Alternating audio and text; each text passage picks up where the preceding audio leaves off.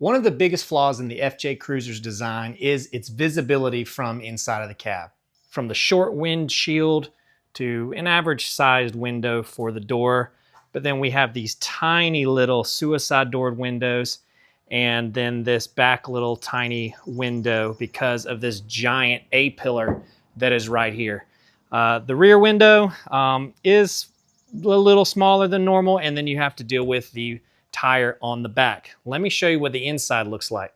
When you're inside of the car, you can kind of see what I mean. It's pretty tough to see out of the cab when you're changing lanes or backing up, etc. When you're in the cab and looking at the side view mirror, it's tough to see sometimes your blind spots. Now, you can combat that by putting a little sticker convex mirror right here on the side or somewhere on the side view mirror, but that thing is bulky and sometimes it falls off after that sticker material gets heated up over time. So thankfully, a company called Spotter Mirrors sent over their design for the FJ Cruisers, and they make other designs as well for different vehicles. But I'm going to show you how to install this mirror, and we're going to go over some of the features about it that make it better than the stock mirror. So here are the two mirrors. We got one for the driver's side and for the passenger side, and they are going to attach in the same way that the factory mirrors go on to the mirror housing. There are the 6 retaining clips here on the side, and then those 2 little pesky prongs that always break off when people try to remove to change out those mirror bulbs. Now, the key feature here is down here at the bottom, there is a built-in and integrated convex mirror, and it is actually movable. You can kind of move it to how you want and adjust it to how you want, and it will still use the factory positioning for the whole thing. And then once you have it how you like, you can then just take a thumb and kind of push it into place from there. So let's get the old ones off and let's put the new ones in. Now, getting the mirror off can be kind of challenging and a little scary if you don't know what you're doing, but I promise you it's very easy. So first we'll start off by just kind of turning the mirror. That way we can have access to the glass, and to be able to remove it, it just makes it a lot easier. We also need to remind ourselves what the back of the factory mirror is going to look like, and also the housing is going to look like. So there are these 2 little guide, they're not really clips, but they're like little guide plastic pieces. And I'll put up a picture on kind of what it looks like in the back here, but there's 2 spots where you're going to line up those little guide pieces to get it in the proper position.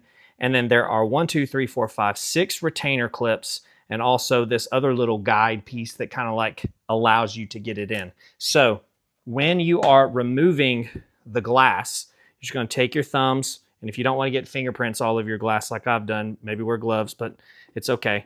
And you're going to push up as far as you can on the glass in this way, and then you're going to do you get a little fingers in here. I've heard people taking screwdrivers, but fingers are just enough to get in here, and you simply just pry out or pop out the glass, and it just pops those retainer clips. Now, don't pull too hard, because if you do, you could break those 2 little hooks on the top of the glass, those little guide clips, but it's okay if you do break them. I've broken them before. So let's pop this out and let's get the new piece on. And then once you've popped it all into place, it sits right back in the factory housing just like that. So I'm gonna peel off the film, and then we'll show a before and after testing to see the visibility of these mirrors. So we're going to do a little test just to see the comparison between the before and after of the regular factory mirrors versus the spotter mirrors. So we're kind of sitting here like we would be in the driver's side. We have a little baby stroller there, which is, it's good to check before you run over baby strollers. And so that naturally we could go ahead and change lanes, but unfortunately, if you keep looking up, there's a kid that's going to be riding his scooter that you can't see. And in fact, if you turn your head around and try to look out this back window, you don't see the kid on the scooter either. So now let's take a look at what the spotter mirrors do with these things in the same position. All right, so now we've got the spotter mirrors on, and I'm kind of got it in the position that I like it. I'm sitting here driving. I don't know if you noticed something, but down here in the bottom, we can actually see that scooter where we could not before. So you got the little baby in the stroller, and then sitting here in a normal natural position. And as you can see, if you lean forward and look, you can see the scooter there, but we already had the scooter in our vision in the normal natural position.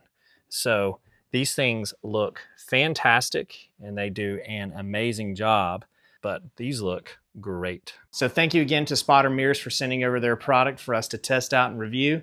And thank you again for watching me rig my ride for my adventure, one mod at a time.